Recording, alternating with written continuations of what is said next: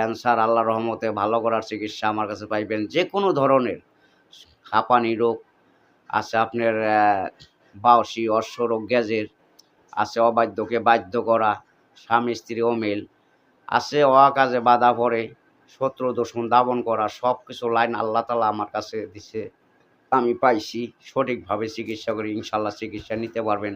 কোনো বেইমানি, চালাকি, বজ্জাতি আমি জানি না, বুঝি না, আমার কাছে নাই, টাউটারি, বদমাশি নাই। বাংলা